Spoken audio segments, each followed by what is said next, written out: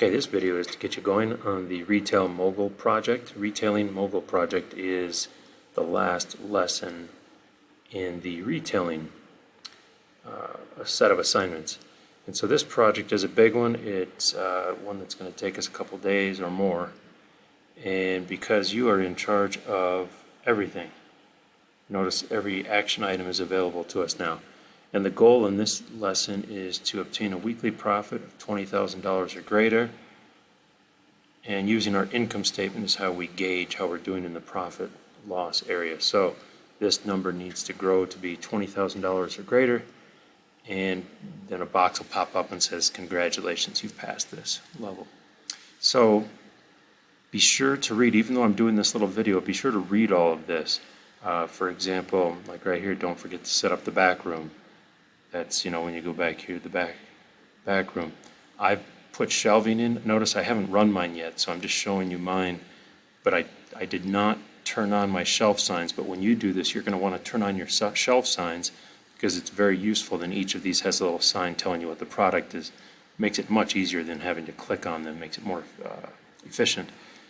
So I turned mine off because I don't want to just give you the answers like you to set your own up. And I did the same thing with in the storeroom here. I turned off my shelf signs so that you can't see what products are out here.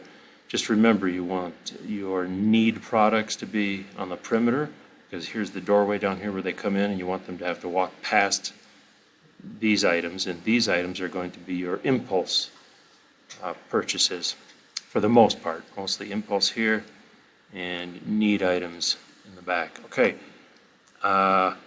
Before you get started here, let me just give you a big hint that'll help you save money, and that is when you do your survey, you're going to do a new survey. I already did a survey, so I'm going to just click survey results.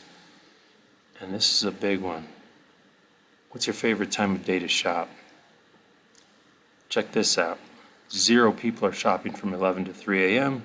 And look at that, maybe one person from 3 a.m. to 7 in this particular survey. Only one person answered here. So basically, I'm not going to waste money hiring people when I go to the staffing section. And I just started with 2 for each of these, but I didn't waste any money here from 3 to 7 or 11 to 3 a.m. Notice I have 0 employees, so therefore the store's closed. Otherwise, I'd be paying employees and wasting money in that time. Now, I put 2s here, and you guys can copy me to start with, but you might have to increase that based on your comments. When you go to your comments, which you should do this at least every 3 days, stop it, or every 5 days, maybe once you get going, stop it, check your comments, and see what people are saying. And if they're saying that they're waiting in lines too long, which of these do you think you need to increase? Or what if they say, can't find the product, it's not on the shelf, but you have shelf space for it. You go, well, I've got shelf space, but the product's not there and the customers are complaining. That could be a couple problems. It could be maybe you need some stockers, more stockers at that time.